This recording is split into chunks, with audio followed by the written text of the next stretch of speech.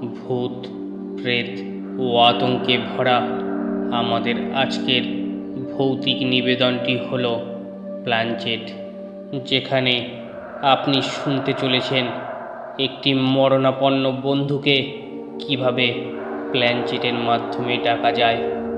একটি শ্বাসরুদ্ধকর ঘটনা। ভালো লাগলে অবশ্যই একটি লাইক দিয়ে চ্যানেলটি সাবস্ক্রাইব করে নেবেন, আর ভালো না লাগলে অবশ্যই একটি ডিসলাইক দিয়ে বুঝিয়ে দেবেন গল্পটি আপনাদের মনোপুত ছিল না। তাহলে শুরু করা যাক প্ল্যানচেট।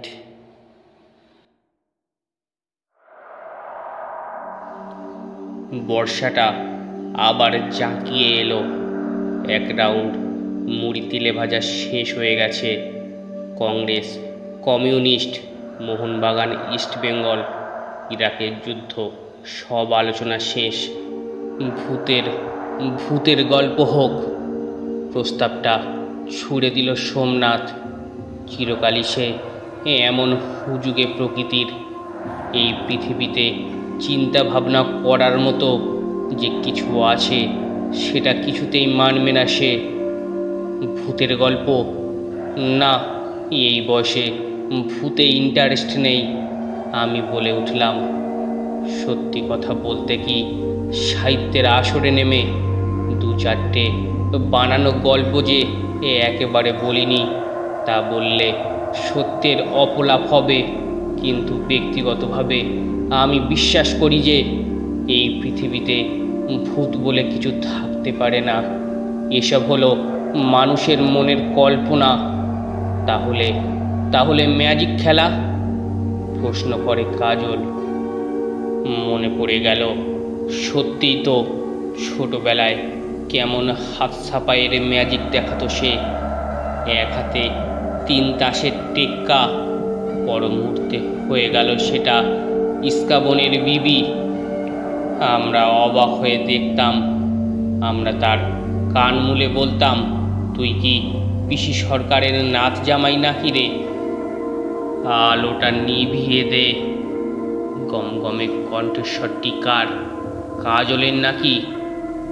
আজ আমি একটা অন্য রকমের ম্যাজিক দেখাবো। বলতে পারিস জীবন নিয়ে খেলা। তবে এই ম্যাজিক দেখাতে গেলে কনসেন্ট্রেশনের দরকার। আমাকে বেশ কিছুক্ষণ সময় এক মনে ধ্যান করতে হবে। চোখ বন্ধ করে বসতে হবে। তোরা সবাই আমার দিকে তাকিয়ে থাকবি, চোখের পলক ফেলবি না। আর একটা কথা, কোনো কিছু চিন্তা করবি না। তোরা শুধু আমাদের এই বন্ধু মনীন্দ্রর কথাই ভাববি। বেচারি মনীন্দ্র, কি রোগা চেহারা হয়েছে তার।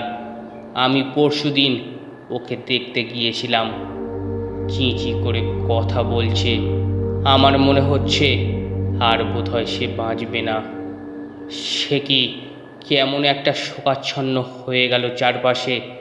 কাজল এটা কি করছে? আগেই শুনেছিলাম সে নাকি ভালো মিডিয়াম, প্রেতাত্মাকে হাজির করতে পারে। তা বলে একজন জীবন্ত মানুষকে? আমি বাধা দেওয়ার চেষ্টা করেছিলাম। ইতিমধ্যেই দেখি বিকাশ উঠে গিয়ে আলোটা নিভিয়ে দিয়েছে। বাইরে চাঁদ নেই, থাকবে কেমন করে? আকাশ এখন কালো মেঘে ঢেকে গেছে। থেকে থেকে গুড়গুড় শব্দে মেঘ ডাকছে। কড়কড় শব্দে বাজ পড়ছে। বাজের আলোয় চারপাশ এক মুহূর্তের জন্য ঝলসে উঠছে।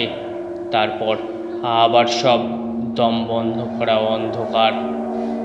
এমন রাতেই তো ভূতের গল্প শুনতে হয়, জমিয়ে আদা চা খেতে হয়, মাঝে মধ্যে তাকিয়ে থাকতে হয় গল্প যে বলছে তার মুখের দিকে।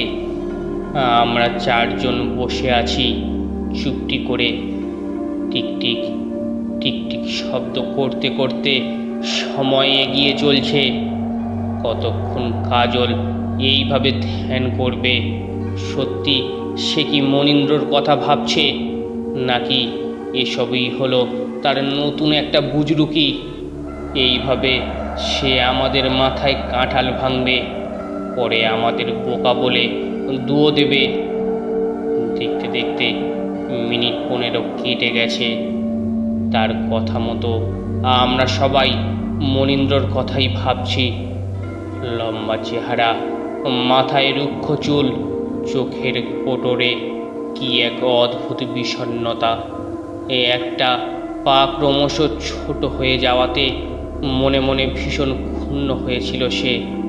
অযথা কারোর বিরুদ্ধে কোনো নালিশ জানাতে পারেনি সে। জানাবেই বা কেমন করে? আগের দিনের মা বাবারা কি আজকের মতো এত সচেতন ছিলেন? তারা কি ঠিক সময় পোলিও টিকা খাওয়াতেন না? এটা হয়তো তাদের অজ্ঞতা, কিন্তু এজন্য তাদের দোষারোপ করে লাভ কি? শেষ অবধি সত্যি সত্যি দরজাটা নড়ে উঠল। খুট করে একটা শব্দ হলো। আমি ভেবেছিলাম পোষা বিড়ালটা বোধহয় আমার সন্ধানে চিলেকোটার ঘরে এসে উপস্থিত হয়েছে। মাঝে মধ্যে এমনটি করে আমার মেনে বিড়ালটা। পরক্ষণেই ভুলটা আমার ভেঙে গেল। সত্যি আমার মনে হলো রক্ত মাংসের একটা মানুষ বুঝি বৃষ্টিতে ভিজতে ভিজতে এসে দাঁড়িয়েছে। একটু পরে টুক করে সে ঘরের ভেতরে ঢুকে পড়ল। আর তখনই অবাক বিস্ময়ে আমি আলোটা জ্বালতে চেয়েছিলাম। সুইচ অন করলাম, আলো জ্বলল না। কাজল বলল, মনীন্দ্র বস। মনীন্দ্র বসল। কাজল বলল, কিভাবে এলি? মনীন্দ্র হাসল। কাজল বলল, বাইরে এত বৃষ্টি পড়ছে, তুই তো ভিজিসনি। মনীন্দ্র শব্দ করে হাসল। আমরা কোনো কথা বলছি না। কাজল বলল, কিরে নিহার, কি জানতে চাইবি জান। আমি বললাম, মনীন্দ্র তুই এলি, ওই ছাদের দরজায় তো কোনো শব্দ হলো না।